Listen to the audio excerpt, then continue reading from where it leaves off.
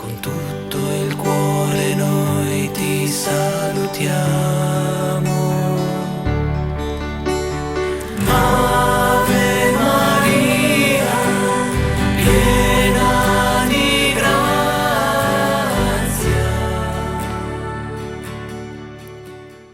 Voy a comenzar esta charla.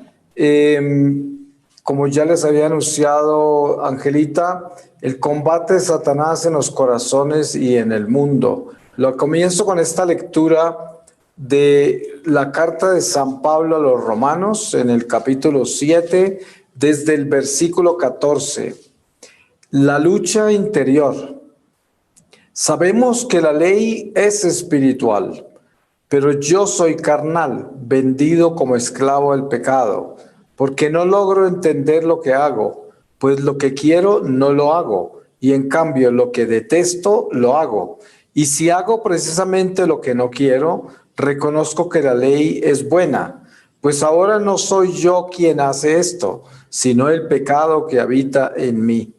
Porque sé que en mí, es decir, en mi carne, no habita el bien, pues querer el bien está a mi alcance, pero ponerlo por obra, no.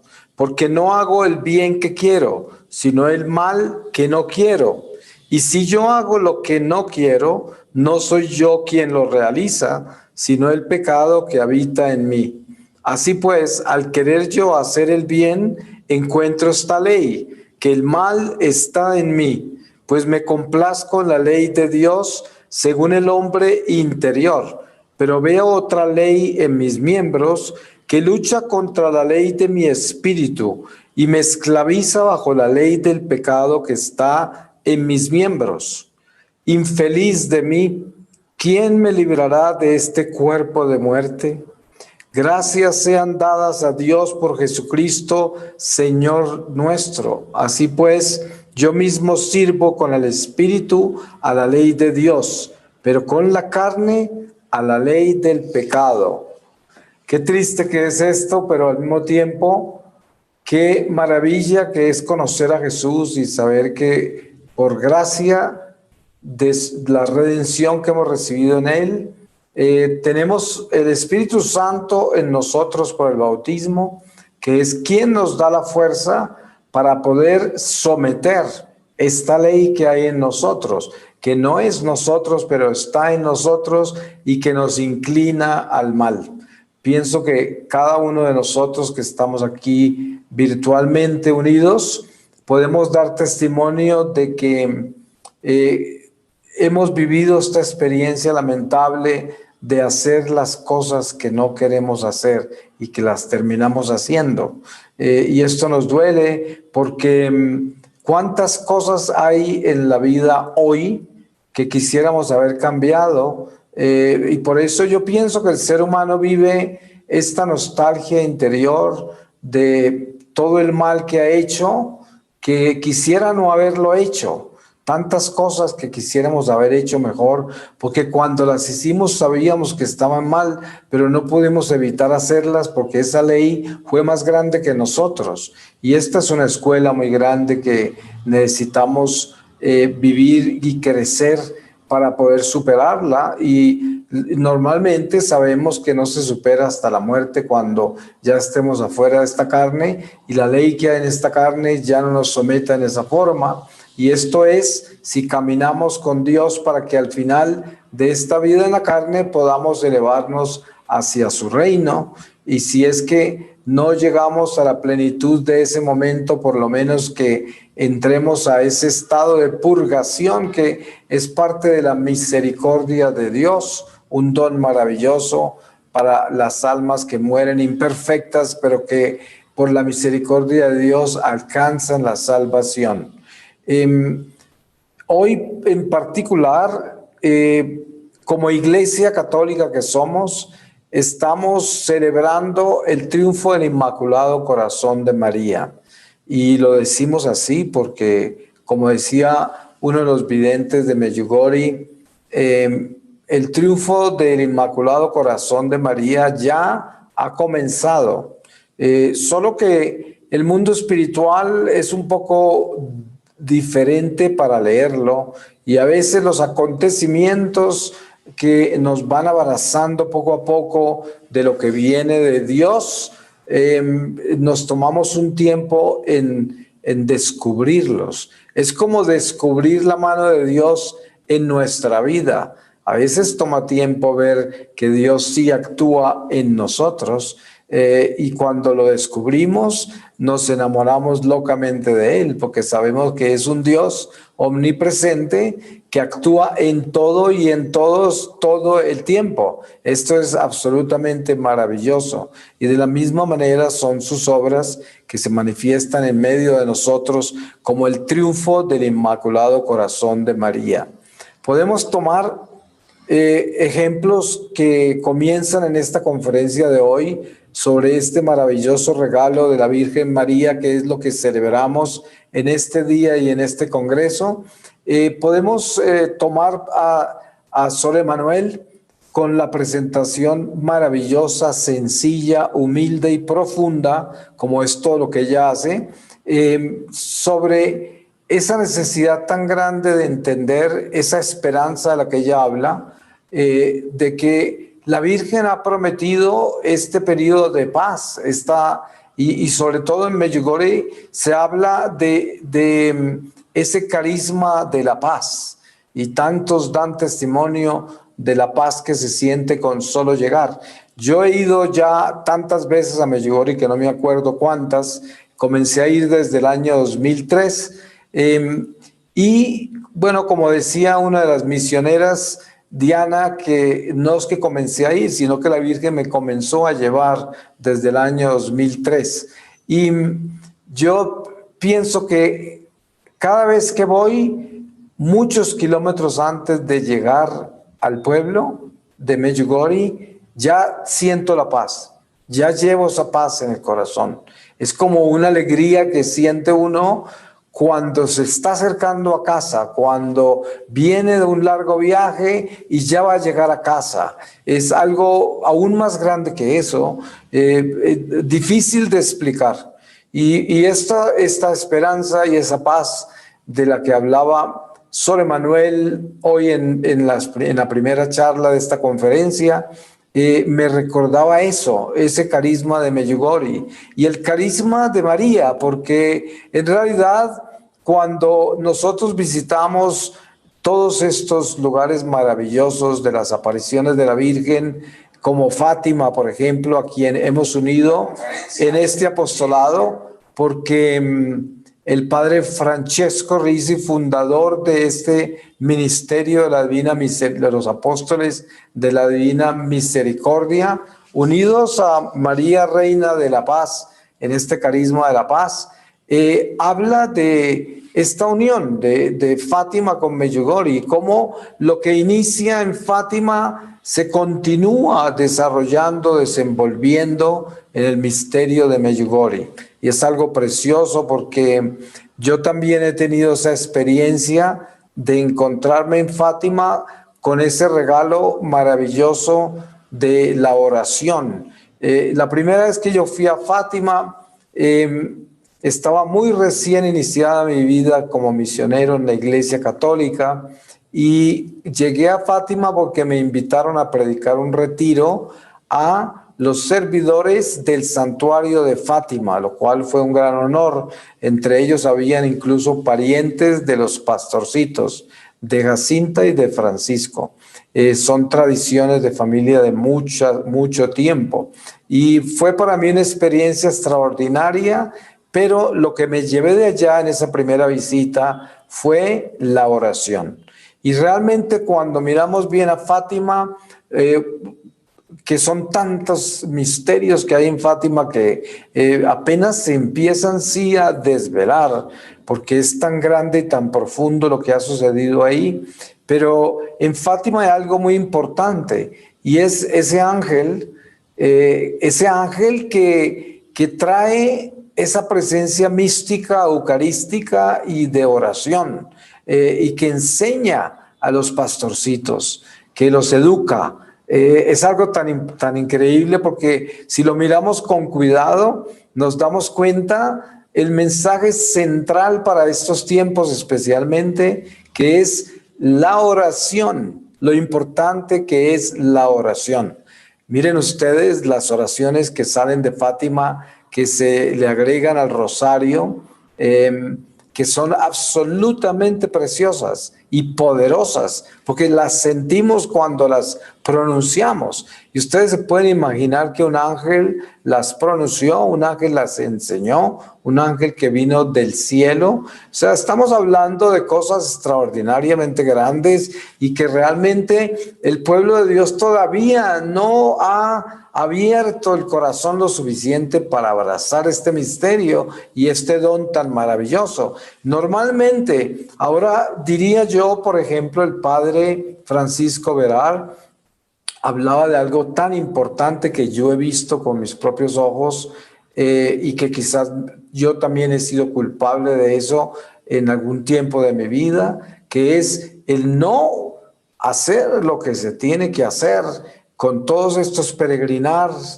con todos estos movimientos que hay en la iglesia hacia las apariciones, hacia las devociones, hacia las tradiciones y la misma religiosidad popular en general, y que es muy fácil perderse en eso, atarse en eso y no crecer, no profundizar, no cambiar el corazón, no vivir una conversión. Eso es así. Por eso estas visitas a los santuarios son una invitación que Dios da, porque es un don, es un regalo muy grande y todo el mundo lo puede decir, el que lo visita mal visitado y el que lo visita bien visitado y el que pasa sin saber por dónde pasó, como hay tanta gente que le sucede, y todos en sí reciben una bendición, porque esa bendición está ahí servida para todo el que llegue, y esa bendición a veces no se da durante esta vida, y de repente se hace presente en el momento de la muerte o en un momento importante, trascendental, donde aparecen todo lo que hemos asimilado misteriosamente de la fe, y que no hemos estado conscientes. Por eso, dentro del mensaje de Sor Emanuel, encontramos ese recorrido que ella hace por lo que la Virgen nos está trayendo constantemente, que es ese llamado a ese obedecerle a Jesús, a ese prepararnos, a ese no estar enfocados en este mundo, en el materialismo y en todos los eventos naturales, sino estar muy conscientes de que somos peregrinos, de que estamos de paso, y ella es la peregrina, la Virgen que viene de paso también, pero a hablar con sus hijos y a prepararlos para la llegada a casa, para que alcancemos a llegar a casa, para que luchemos por alcanzar esa llegada a casa, que es para lo que vino Jesús. No vino sino a eso. Él vino a sacarnos de acá, y eso debe ser muy claro en nosotros cuando hablamos de la Virgen María como mensajera, como embajadora del reino que no es de este mundo. Esto tenemos que tenerlo muy claro. Es reina de todo lo creado, pero el reino de Dios no es de este mundo. Por eso se habla de esta jornada, de este destierro, que estamos de paso. Y esto que la Virgen nos recuerda todo el tiempo. Por eso insistía el padre Verar en lo importante que es requisarnos bien la conciencia, el corazón, y preguntarnos qué estamos haciendo cuando estamos en estas peregrinaciones, como decía él sobre esas personas que van tan a menudo.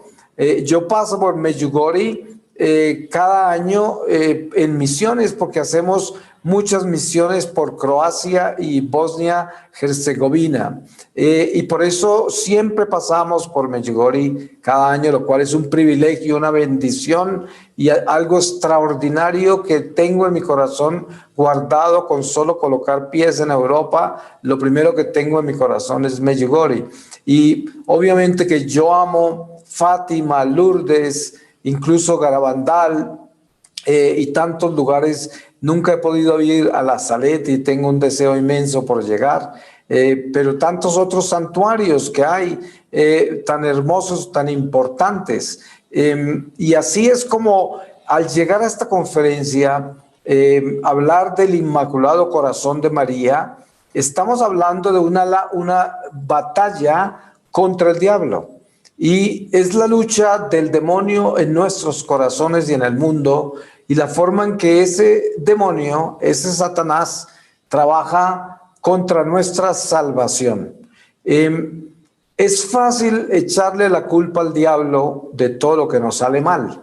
Es muy fácil, pero cuando hablamos de este tipo de encuentro con la batalla espiritual con el diablo, en nuestro corazón y en el mundo, hablamos de lo que es un peregrino que tiene a Dios, que camina por este mundo, pero con ese bautismo, con ese Espíritu Santo, con esa madre que nos acompaña, nos enseña, con esa escuela de María que es aquella que conoce a su Hijo perfectamente, como para mostrarnos exactamente cómo integrarnos con Él, porque ella es eso, la integración perfecta entre esta humanidad y la divinidad. Eso es lo que ha sucedido en su vientre, el encuentro de la divinidad con la humanidad, que en un cuerpo que fue escogido, inmaculado, se da esa nueva creación en Jesucristo, esa nueva Eva, ese nuevo Adán, y nos entrega a nosotros este regalo maravilloso de la nueva creación de la cual somos parte. Es que si nos concentramos por un momento a pensar lo que esto significa, entonces entendemos lo que es el triunfo del Inmaculado Corazón de María. ¿Qué quiere decir eso? Es que des en cuenta el misterio que hay con el tiempo de Dios. San Pedro nos da señales, ¿no?, acerca del tiempo de Dios. San Pedro dice, para Dios un día es como 1000 años y 1000 años como un día. ¿Qué quiere decir con eso? Pues muy sencillo, no se puede comparar el tiempo nuestro con lo que significa la eternidad, el eterno presente de Dios. No tiene comparación. Entonces, en el tiempo, el Inmaculado Corazón de María ya ha triunfado. ¿Pero en cuál? En el eterno presente de Dios. Todo esto está dado, pero nosotros tenemos que ir viviendo esa realidad. Ustedes pueden localizarse en el Evangelio en un pasaje hermoso que es las bodas de Caná. Ahí nos encontramos con este misterio de lo que es el tiempo. Cuando la Virgen le pide a Jesús ese milagro, porque los dos entendían de qué estaban hablando, nadie más lo entendía, ellos dos sí, el Señor le dice, mi tiempo no es todavía. ¿Qué tiempo es ese de que él habla? O sea, la manifestación sobrenatural de su ministerio, de su encarnación, de su mesianismo, por decirlo así, tenía un tiempo exacto para hacer cosas exactas. Todo era exacto. Y así es todo en nuestra vida cristiana. Está escrito todo. Incluso Jesús nos enseña cómo Judas Iscariote está escrito como Judas Iscariote, y todo lo que Jesús vive, la cruz, su muerte en la cruz, escrito tal como se ha dado, y todo lo que él ha vivido. Y por lo tanto, si nosotros hemos vivido esta experiencia bíblica de lo que nos enseña Dios por medio de la palabra, y entendemos el misterio de Jesús, 30 años en silencio, 3 años en su vida pública, que también lo tocó brevemente Sor Emanuel. Esto es importante de asimilarlo para darnos cuenta qué quiere decir el triunfo del Inmaculado Corazón de María. Des en cuenta que han pasado 2020 años desde que la Virgen María nació. Y también han pasado 2020 años desde que se dio todo este misterio de la redención en Jesucristo, y nosotros todavía vemos este desorden que hay en la creación, porque todavía no estamos en la plenitud de los tiempos en lo que se respecta a la segunda venida del Señor, porque en la plenitud de los tiempos aparece el Mesías, pero la plenitud de los tiempos para la economía de la salvación es su segunda venida, y por lo tanto entre la primera venida y la segunda venida se da ese triunfo del Inmaculado Corazón de María. Por eso se dice que el triunfo del Inmaculado Corazón de María ya ha comenzado. Ella ha prometido que termina con el aborto, por ejemplo, y ha prometido que derrotan las fuerzas del maligno, para la cual se le ha sido dado a la Virgen María todo el poder. Al principio de mi apostolado, yo tenía dificultades entendiendo el cristianismo de las sectas, todo lo que ocurrió con esa reforma, como la llaman ellos, porque yo no lo entiendo como reforma, lo entiendo como un cristiano que se fue completamente de la iglesia y abandonó las tradiciones sagradas, todo lo sagrado, y se quedó solo con la Biblia. Por eso se conocen como los cristianos de solo Biblia, bíblicos, lo cual no es malo porque tienen la palabra de Dios, pero hay que entender esto. Pío X da una descripción del ecumenismo extraordinaria. San Pío X. Hace poco celebramos su día, su fiesta, y encontramos pasajes relacionados con esto, en los cuales nos enseña lo que sucede con el protestantismo, que es una herida de la iglesia que todavía sangra y sangrará hasta el regreso de Jesús. Sangrará, porque el diablo sabía lo que estaba haciendo. Esa herida se la hizo Satanás al cristianismo para la última batalla, porque si todos esos cristianos de las sectas comulgaran, que tuvieran la plenitud de los sacramentos, el mal en este mundo sería mucho menor. Pero miren cómo dejó toda esa masa de cristianos disminuidos. Los disminuyó sacramentalmente. Por lo tanto, no tienen esa integridad mística para enfrentarse a la batalla en la que estamos viviendo, a pesar de ser de Cristo y estar bautizados en Cristo y tener el Espíritu Santo de ese bautismo. Sin embargo, les falta la gracia de la Eucaristía, la confesión, la confirmación. Todos estos sacramentos son vitales para la batalla espiritual de los últimos tiempos, para esta batalla, porque esta batalla se necesita estar alimentado con alimento sólido, como lo llama San Pablo. ¿Cuál es ese alimento sólido realmente? La Eucaristía. Pero esa Eucaristía es así de sólida para nuestra alma cuando nosotros entendemos la preparación tan extraordinaria que necesitamos tener para recibirla. Ustedes saben que estamos viviendo tiempos particulares. Sor Emanuel hablaba de algo muy importante para mí, porque yo lo he compartido también, y es que el mundo no va a ser el mismo. Esto cambió, esto se movió para otro lado. Estamos en otra dimensión y la mayoría de la humanidad no se ha dado cuenta. La mayoría de la gente está esperando a que este ventarrón pase para salir a jugar otra vez al mundo. Eso es lo que todo el mundo está pensando. Y miren que lo han hecho en Europa. ¿Cuántos no salieron otra vez a pretender que estaban en el mismo mundo y después a correr y a encerrarse otra vez? porque el enemigo invisible los estaba acompañando a tomarse en el café, a bañarse en las piscinas y los estaba acompañando en los centros comerciales, y todos empiezan a darse cuenta que esto no ha parado y de que las cosas no han regresado al tiempo que llamaríamos normal. Y estoy de acuerdo con Sor Emanuel. Esto no va a volver a ser lo mismo. Todo cambió, todo cambió.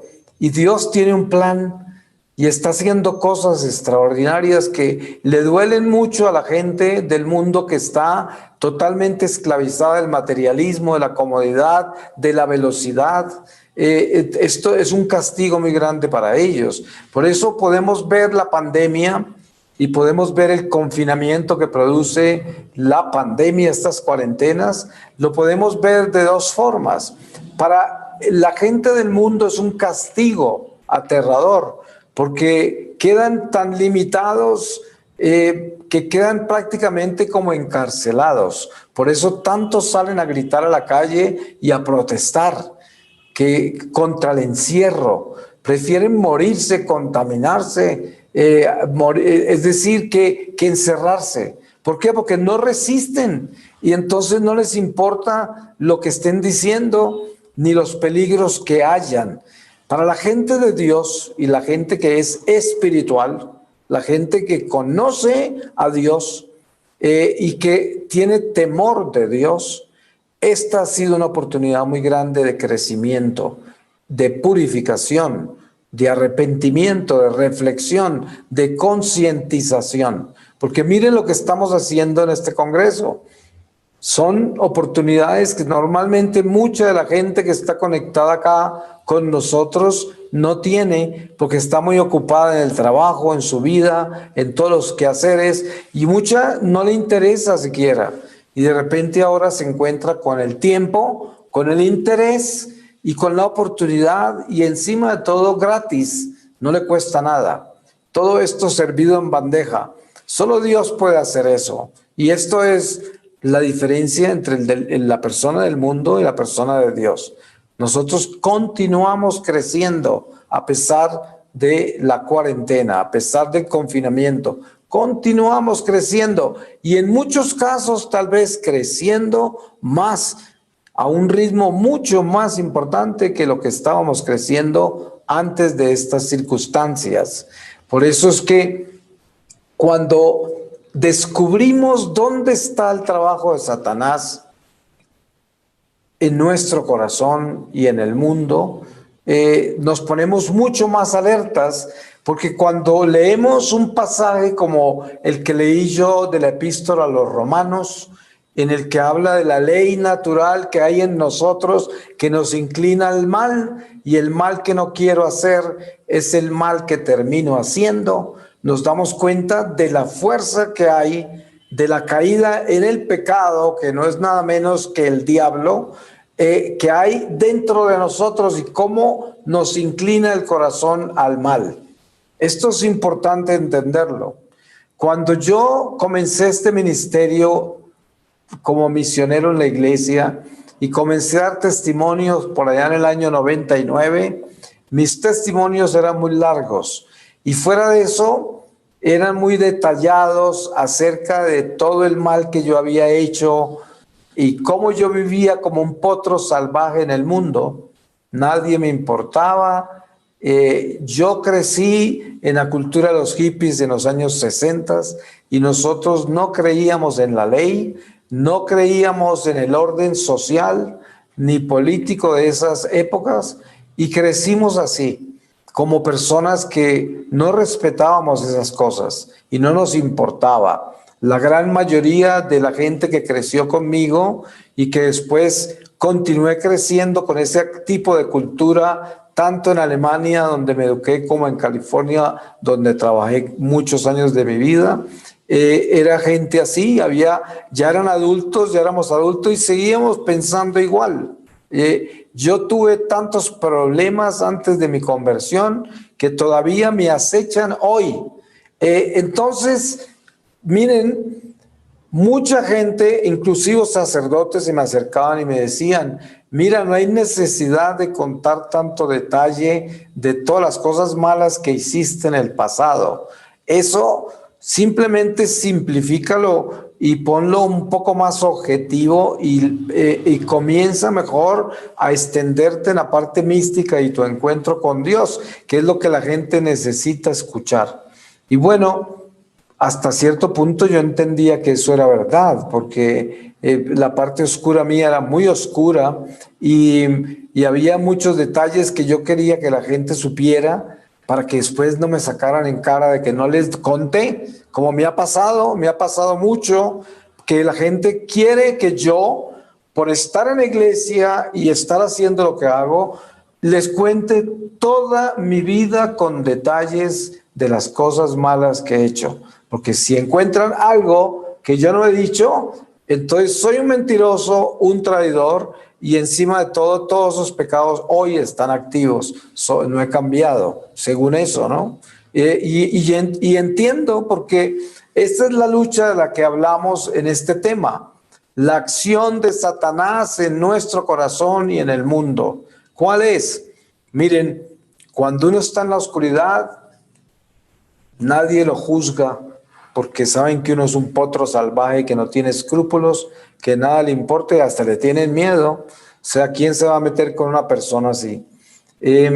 Pero cuando uno pasa a la luz y comienza a caminar con Dios, todo mundo le pone la lupa para ver en qué anda y a ver si es verdad que camina con la luz. A ver, y hay que vean cualquier cosa, porque te van a martillar a muerte. Y si te pueden acabar, te acaban. Porque así es la ley animal, así es el ser humano. El ser humano no se está mirando la mancha que lleva dentro y la ley esa que le inclina al pecado y al mal, sino al otro.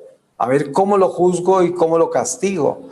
Entonces se ve uno expuesto a situaciones en las cuales usted tiene que estar constantemente convertido en unos rayos X, en una radiografía, para que todo quede expuesto y detallado, y sin embargo así no va a contentar a nadie. Por eso es que el demonio es tan astuto en esto. Él se burla de nuestro pasado y lo utiliza para amargar nuestro presente. Entonces, nuestro presente en Dios, Él nos lo hace sudar, nos lo hace sufrir hasta que seamos capaces de morir a nuestro amor propio. Cada que yo estoy en situaciones como estas, donde tengo incidentes así, siempre me voy donde el Señor a hablar con Él y, entre otras cosas, hay un libro que se llama Imitación de Cristo y el Señor me lo reveló a mí recién que yo comencé mi vida nueva.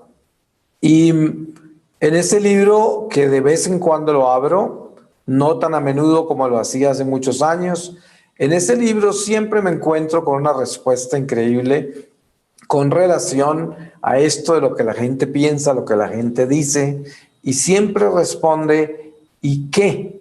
¿Por qué te preocupas de lo que la gente piensa, lo que la gente dice? El que no puede asumirte en tu vida como eres, pues no puede estar contigo ni tú con él o con ella. Simplemente es así, no tienes nada que más preocuparte. Hace poco estaba reflexionando sobre una situación parecida y el Señor me estaba mostrando precisamente esto del pasado y me decía, es que el pasado tuyo es el pasado de todo pecador antes de su conversión, que es un potro sin arrendar, un potro salvaje, que lo que ha hecho es correr como loco por donde ha podido y quién sabe cuántos daños ha hecho y qué cosas ha hecho, pero ahora tienes las riendas del espíritu y ya no vas desbocado, pero no puedes olvidar todas las patadas que diste como potro allá afuera en los potreros del mundo. Muchos de pronto vendrán a cobrarte los cercos que rompiste, las patadas que diste en los lugares que no debías. Y esto hay que entenderlo. Yo me acuerdo que un anciano en mi pueblo, era como un borrachín y se sentaba en una esquina de la plaza donde normalmente era conocida como la plaza de mercado.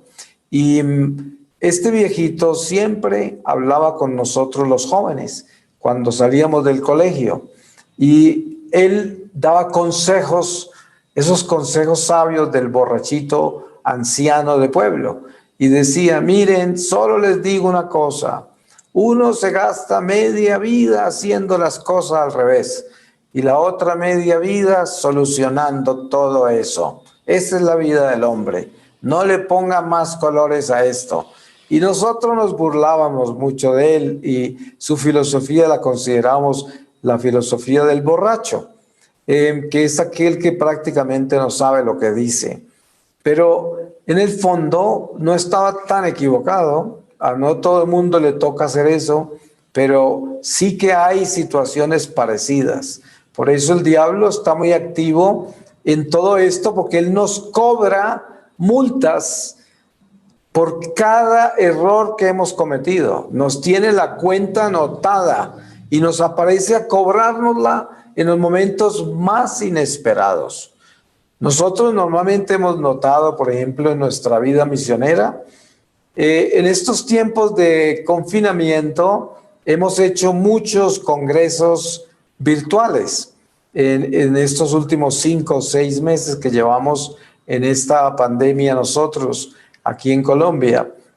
Y estos congresos envuelven una batalla espiritual muy grande, porque obviamente a través de las redes llega uno a mucho más gente que lo que llegaría presencialmente, porque pues, si uno por las redes le habla durante un congreso de un día a 20 o 30 mil personas, para eso hubiese necesitado un estadio para hacer eso presencialmente. Así de que las redes se prestan para hacer cosas muy grandes y entonces tiene una batalla de mucho más demonios. Pongan a pensar esto: cada persona que se conecta tiene un ángel guardián, pero cada persona que se conecta tiene también su grupo de demonios, ya sea por los pecados en que ha vivido, que ha cometido, o con los problemas que tiene por solucionar de esta vida, que tienen guardián de las tinieblas. Entonces, cuando esos demonios se dan cuenta que un congreso como este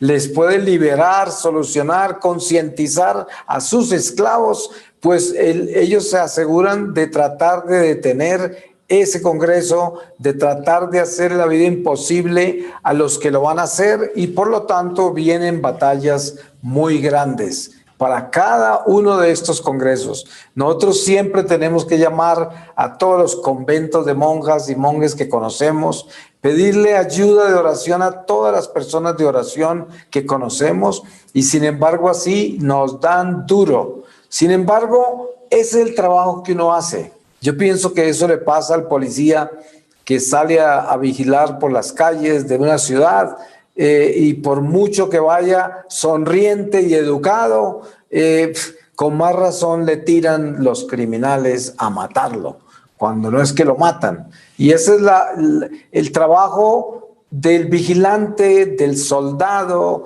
del enviado, y eso es lo que nos toca a nosotros, enfrentarnos a milicias del demonio, y a cada uno de nosotros nos toca vivir una batalla espiritual. Si es que nosotros hemos entendido lo que es caminar con el Señor. Mire, cuando hablamos de la conferencia que nos compartió el padre desde Rumania, a quien tuve el honor de conocer y hacer misión con él en su parroquia hace un año. Esa comunidad greco-católica es muy linda, porque el catolicismo romano católico, o sea, el que conocemos de Occidente en Rumanía, se volvió muy pequeño y no es tan fuerte como lo es estos greco-católicos, que son gente extremadamente mística, muy disciplinados, extremadamente ordenados moralmente y son extraordinarios. Yo no conocía esa iglesia de Oriente, por decir así, hasta que los conocí a ellos. Hace 2 años atrás también fuimos a otra ciudad de Rumanía, a otra iglesia de ellos. Y he tenido una experiencia muy especial que me ha dado mucha esperanza, porque es una iglesia católica que está mucho más fuerte espiritualmente que la iglesia de Occidente, por llamar así, donde tenemos tantos problemas hoy. El obispo italiano que nos dio una charla tan preciosa hoy, tan estructurada, tan eclesial, como decía Diana la misionera, una de las conductoras, era importante entender lo que es la iglesia hablando, pero al mismo tiempo él estaba hablando de que la iglesia tiene cosas maravillosas y las manzanas podridas hacen mucho escándalo, pero que hay más manzanas buenas que podridas. Lo que pasa es que las podridas son terribles, hacen mucho escándalo. Sin embargo, hablaba el obispo de los fenómenos que tenemos hoy, de los cuales también compartí yo en Rumanía con este sacerdote que nos dio esta charla tan linda del estado moral de este mundo, de las fuerzas que quieren destruir la familia, las fuerzas que promueven el aborto y toda esta desgracia que hay en el mundo y que sin embargo por la protección de la Santísima Virgen María, que en el caso del padre era la Virgen de Guadalupe, que le representaba esa maternidad celestial con ese don maravilloso de la vida, esa virgencita embarazada, y ese misterio de esa fuerza tan increíble para proteger los no nacidos. Y este padre ha dedicado su vida a ese ministerio por el mundo, acompañado de la Santísima Virgen María de Guadalupe. Pero el obispo nos llevaba a nosotros a un área importantísima dentro de esto que estamos hablando de lo que hace el demonio en nuestro corazón y en el mundo, especialmente cuando hablamos de nosotros como católicos y lo que sucede en nuestra iglesia católica hoy. Un fenómeno que presentaba el obispo, la apostasía, la fuerza tan grande que hay de oposición contra el Santo Padre. Nosotros hemos vivido la tristeza tan grande de tener en Colombia grupos de personas que se han sistemáticamente dedicado a perseguir al Santo Padre Francisco, una estación de televisión que empezó como católica y luego pues quedó excomulgada y para qué decir en todo lo que quedó.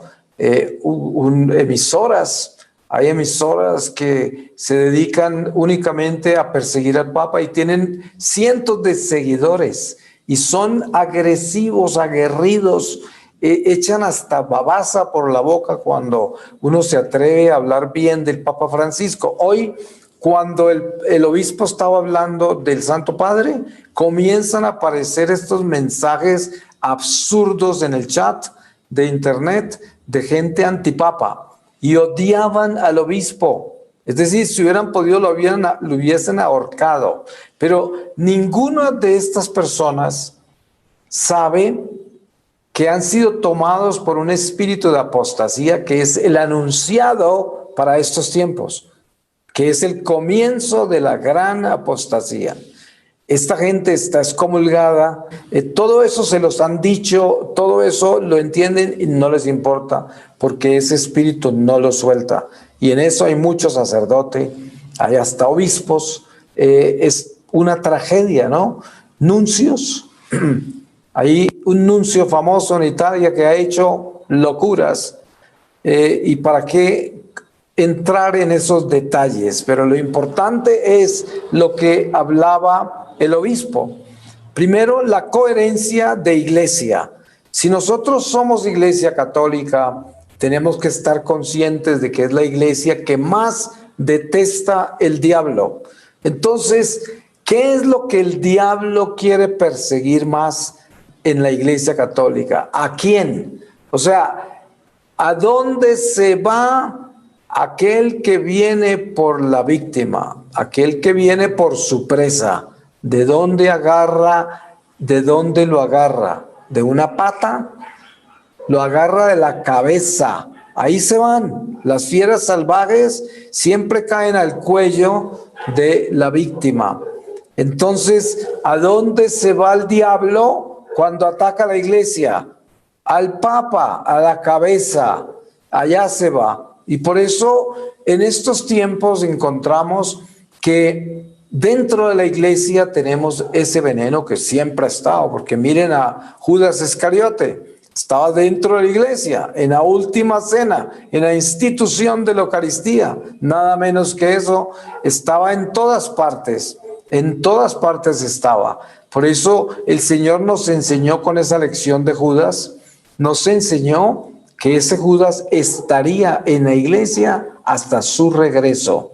Y por eso no podemos asombrarnos de toda esta gente apóstata que persiguen al Santo Padre. A mí me da pesar de ellos y me odian. Quién sabe cuántas cosas me han dicho y han escrito, pero yo tengo mucha simpatía, lástima por ellos y siempre los tengo en mis oraciones porque sé en el problema en que están.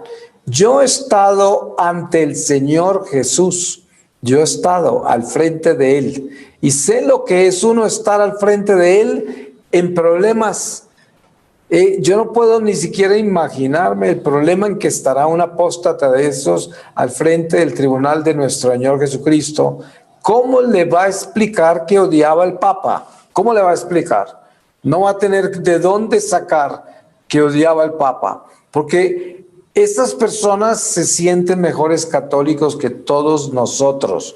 Usted puede imaginar ya de por sí lo grave que es eso. Entonces, porque es el orgullo, ¿no? Es la soberbia, y eso es un espíritu. Entonces, en estas batallas espirituales contra el diablo, y cómo el diablo está actuando en nuestro corazón hoy, y cómo actúa en el mundo, por un lado, en nuestro corazón nos hace sentir de que nosotros tenemos la razón, y de que nosotros somos gente correcta, honesta, recta, y entonces la persona a quien vamos a atacar y la persona a quien vamos a juzgar, la persona a quien vamos a acribillar, la tenemos que destruir como una persona deshonesta, mentirosa, tramposa, ventajosa, me traicionó, me hizo esto, para poder justificar el mal que le voy a hacer, el odio que voy a tener contra él o contra ella. Eso es, y por eso se justifica ese odio contra el Papa, porque entran dentro de ese espíritu de que somos mejores, de que somos más honestos, más gente muy decente, gente muy buena. Y mire lo que está haciendo cómo se atreve, Esto es, solamente describir eso, estamos describiendo a Satanás, solamente con eso. Así actúa el diablo. El diablo es, ¿cómo te atreves? Eso es lo que más sale de su boca. Porque miren que si algo hemos aprendido en la escuela de María, es que María es una mujer sencilla, obediente, no es pretenciosa, no es vanidosa y es servidora. Y fuera de eso lo hace sin interés y con caridad. Esta es la enseñanza de ella. Y encima de todo, lleva una bandera muy grande que se llama obediencia. Jesucristo es la cabeza de la iglesia, la cabeza del cuerpo místico. El mismo Jesús, cuando habló con Pedro y le dio las llaves del cielo, lo dejó como cabeza de la iglesia terrenal.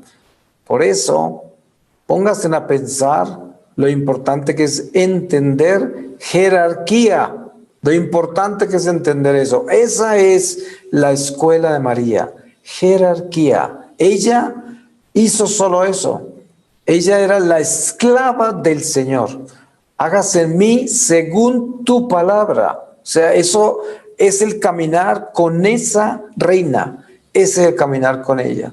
Es el caminar, la forma de exorcizar el demonio de nuestro corazón, la forma de exorcizar el demonio que se nos viene encima del mundo en el que vivimos. Es la única forma. Yo le he dicho a la gente, miren, estamos viviendo tiempos muy peculiares hoy con esta pandemia y como decía al principio y dijo Sor Emanuel, y esto no va a volver a hacer lo mismo, esto ya cambió, esto se fue para otro lado se fue el mundo, para otro lado, porque así lo quiso Dios. Y apenas estamos viendo el principio de este cambio. Y compartía yo con algunos compañeros de la comunidad acá en estos días al principio de la pandemia y decía, todo orgulloso hasta que el Señor no lo vea de rodillas, doblado, no va a terminar con él.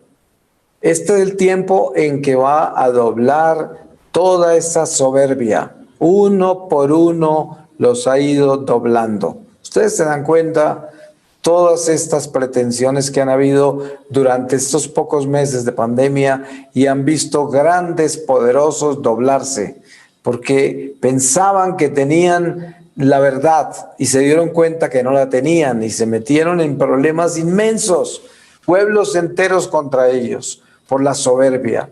Por eso la vanidad, la pretensión, el que yo soy mejor que usted, yo soy más distinguido y usted es una peste. Este no es el tiempo para eso. Esta no es la estación para eso. Desen en cuenta, es muy importante entender esto.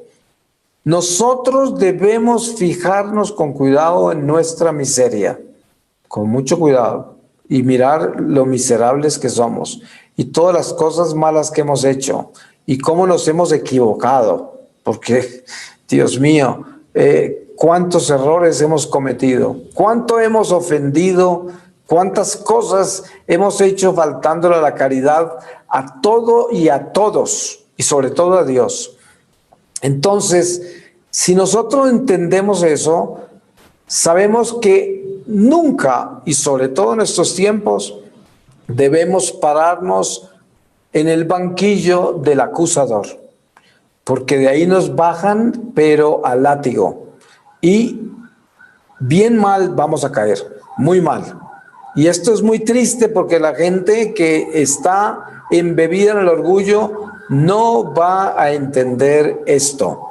Y duele porque nos va a tocar verlos caer y no hay nada que hacer. Tal vez tratar de apararlos para que no se dé muy duro, pero por lo demás parece que no se puede hacer mucho.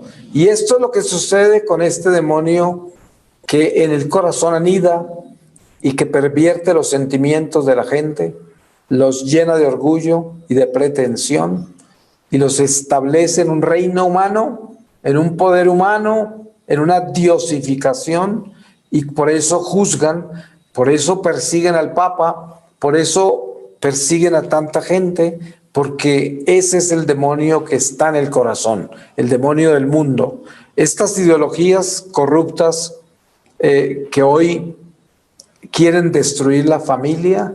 Miren, durante este congreso hemos escuchado en varias ocasiones acerca de la amenaza del diablo a la familia.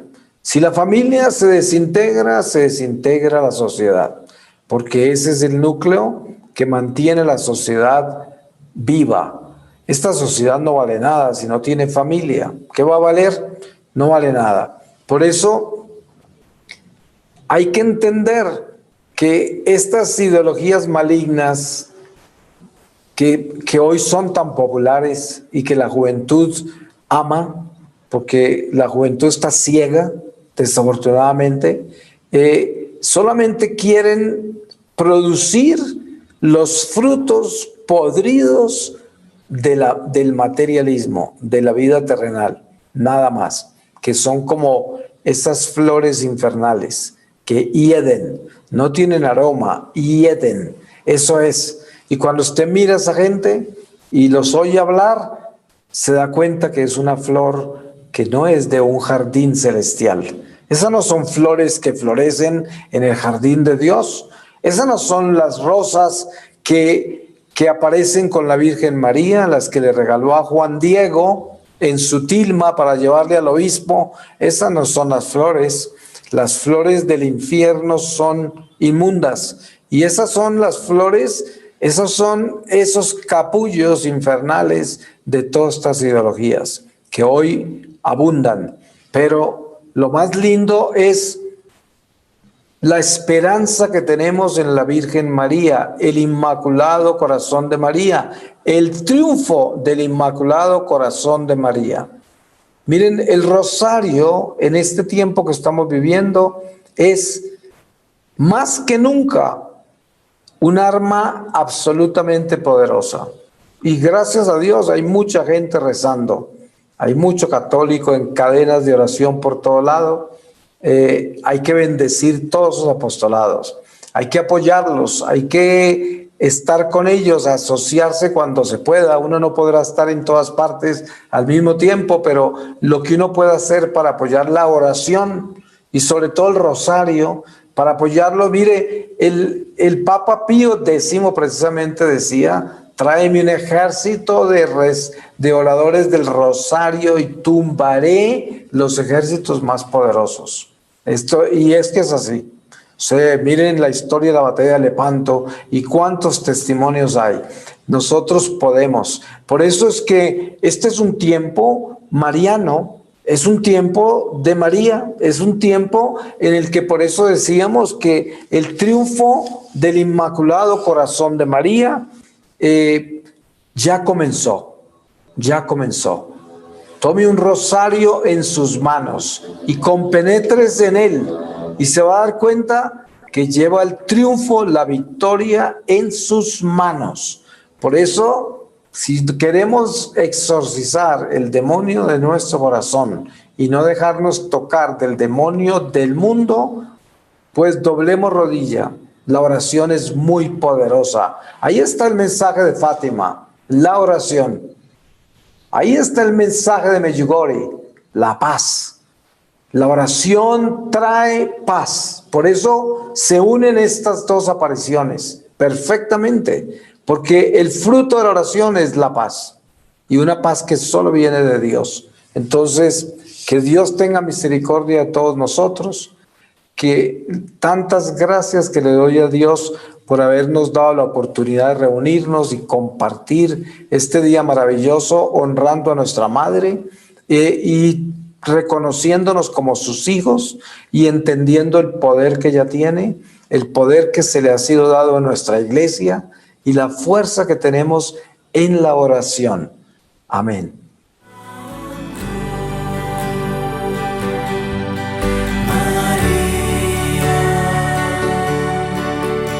Coprici col tuo mare.